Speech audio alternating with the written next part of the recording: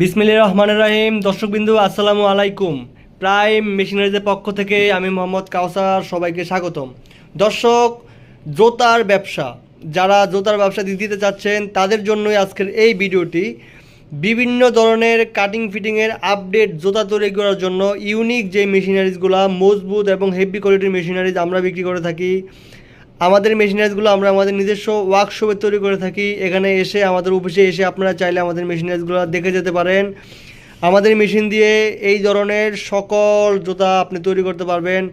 বর্তমান বাজারে কিন্তু এই ধরনের জুতার চাহিদা প্রচুর, হিউজ পরিমাণ চাহিদা। এবং একটা বিশেষত্ব হলো এই জুতার, সেটা হচ্ছে এইগুলা পচনশীল না।